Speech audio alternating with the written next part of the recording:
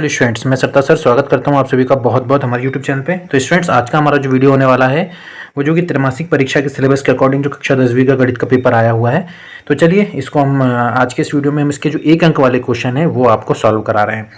तो स्टूडेंट्स, ज़्यादा देर नहीं करते हैं और शुरू करते हैं। तो इस तरीके के क्वेश्चन एग्जाम के पॉइंट ऑफ व्यू से बहुत महत्वपूर्ण होते हैं, बोर्ड एग्जाम के पॉइंट ऑफ व्यू से महत्वपूर्ण होते हैं, इसलिए ये जो क्वेश्चन है ये आपको बहुत हेल्प करने वाले हैं।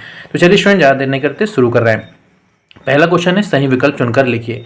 अब सही विकल्प चुनकर लिखिए में जो पहला क्वेश्चन है कि संख्या 8, 9 और 25 का एचसीएफ। तो 8, 9 और 25 में कोई भी, जब इनके गुणनखंड करेंगे तो कोई भी संख्या कॉमन नहीं आएगी। जब कोई भी संख्या कॉमन नहीं रहती तो एक उसका क्या कहलाता है, एचसीएफ कहलाता है। इसलिए इसका सही आंसर हो जाएगा A1, है ना। रैखिक बहुपद ax प्लस बी का शून्यक होगा। तो स्टूडेंट, इसका जब हम शून्यक सॉल्व करेंगे तो वो आएगा -b/a, जो कि कहाँ पर दिखाई दे रहा है, साम है। तो इसलिए इसका सही आंसर हो जाएगा -b/a।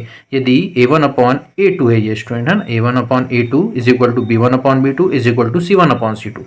तो रैखिक समीकरण युग्म a1x plus b1y plus c1 is equal to 0, a2x plus b2y plus c2 is equal to 0 का हल होगा। जब तीनों बराबर हो जाते हैं ये अनुपात, तो ऐसे जो निकाय होते हैं उसका हल जो होता है वो अनंततः अनेक हल होता है, जो कि ऑप्शन नंबर सा में है। इसलिए इसका सही आंसर हो जाएगा ऑप्शन नंबर सा, अनंततः अनेक हल। इस समीकरण की मूलों की प्रकृति क्या होगी, तो यहाँ पर d का मान जो है वो ऋणात्मक आएगा, और d का मान जब ऋणात्मक आता है तो उसका कोई हल नहीं होता। अर्थात हम ये कह सकते हैं कि उसके जो मूल आएंगे वो वास्तविक नहीं होते, अर्थात कोई वास्तविक मूल नहीं होगा। इसका आंसर क्या होगा, कोई वास्तविक मूल नहीं आएगा। समांतर श्रेणी दी गई है 2, 5, 8 का पांचवा पद। जब इसका हम पांचवा पद निकालेंगे तो वो आएगा 14, जो कि ऑप्शन नंबर बा में है। इसलिए इसका सही आंसर ऑप्शन नंबर बा हो जाएगा। मूल बिंदु के निर्देशांक 0, 0 होते हैं, जो कि हमको दिखाई दे रहा है दा नंबर पे। इसलिए इसका सही आंसर दा 0, 0। चलिए, रिक्त स्थान की पूर्ति 3 करनी 2, 1 कैसी संख्या है, तो इसका सही आंसर हो जाएगा अपरिमेय संख्या है।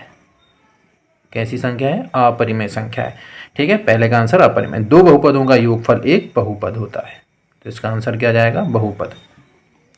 समीकरण दिया गया है 2x plus Y is equal to K में यदि x बराबर 2 और y बराबर 1 रखेंगे, तो x बराबर 2 रखेंगे 2 दूनी 4 हो गया, y बराबर 1 रखेंगे तो 1 हो गया, 4 और 1 5। तो k बराबर, k का मान कितना आएगा, तो इसका सही आंसर हो जाएगा 5।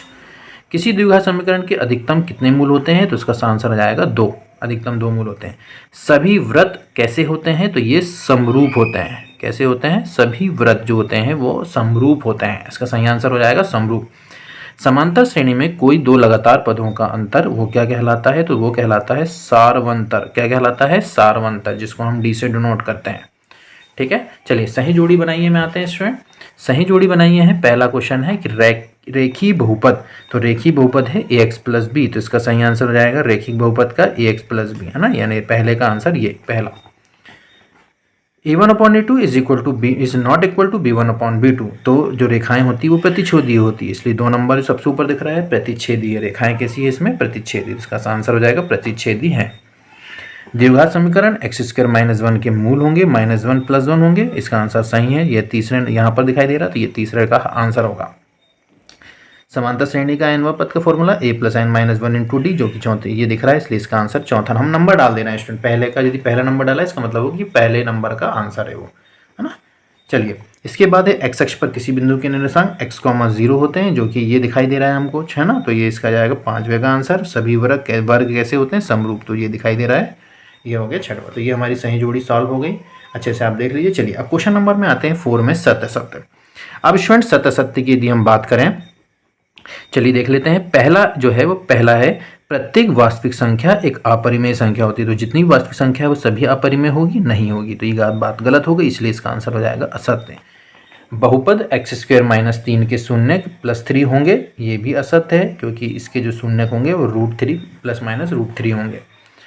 यदि b² - 4ac is greater than equal 0, तो समीकरण के मूल वास्तविक और असमान। तो ये ग्रेटर देन इक्वल 0 है, तो वास्तविक और greater than is equal to नहीं होना चाहिए स्टूडेंट, तो ये ग्रेटर देन 0 है, तो ऐसे केस में मूल वास्तविक और समान होंगे, तो ये सत्य आ जाएगा। ठीक है, ये जो दिया गया चौथा नंबर में एक समांतर श्रेणी है, तो ये बिल्कुल समांतर श्रेणी नहीं है, इसलिए इसका आंसर हो जाएगा असत्य। बिंदु P की मूल बिंदु से दूरी, तो ये भी हो जाएगा असत्य। सभी त्रिभुज समरूप होते हैं, ये बिल्कुल सत्य। चलिए, एक शब्द या एक वाक्य में उत्तर देख लेते हैं स्टूडेंट। तो वो है कि पहला दिया है बिंदु 3, 4 की मूल बिंदु से दूरी, तो इसका आंसर जब हम सॉल्व करेंगे तो 5 आएगा। 9 और 7 का समांतर माध्य जब हम निकालेंगे स्टूडेंट तो इसका आंसर आएगा 8। द्विघात समीकरण का मानक रूप जो होता है वो होता है ax² plus bx plus c is equal to 0। 4 और 5 का महत्तम समापवर्तक जब हम निकालेंगे तो इसका आंसर आएगा 1।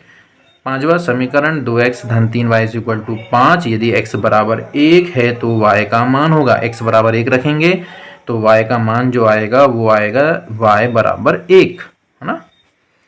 यदि a1/a2 is equal to b1/b2 is not equal to c1/c2 तो निकाय का मान क्या होगा, तो हम बोलेंगे कि निकाय का कोई हल नहीं होगा, कोई हल नहीं होगा। ठीक है, तो इस तरीके के जो हम क्वेश्चन हमने आपको सॉल्व कराए स्टूडेंट, ये त्रैमासिक परीक्षा 2024-25 में आए हुए हैं। तो आप इस तरीके के क्वेश्चंस को बहुत अच्छे से प्रैक्टिस कीजिए। इसी तरीके के क्वेश्चन आपको अर्धवार्षिक परीक्षा में भी इसी टाइप के बहुत सारे क्वेश्चन देखने को मिलेंगे, इसलिए आप इनकी अच्छे से प्रैक्टिस करते रहिए और जिनको ये पेपर आया है वो इस पेपर के माध्यम से अपने आंसर मिला सकते हैं। तो स्टूडेंट्स, ये वीडियो के माध्यम से आपने त्रैमासिक परीक्षा के जो 1 अंक वाले क्वेश्चन है वो आपने देख लिए हैं। आशा करते हैं कि आपको ये वीडियो पसंद आया होगा। यदि आपको ये वीडियो अच्छा लगा हो तो स्टूडेंट वीडियो को लाइक कीजिए, चैनल को सब्सक्राइब कीजिए और दोस्तों के साथ शेयर कीजिए। फिर मिलेंगे अगले वीडियो में, तब तक के लिए धन्यवाद।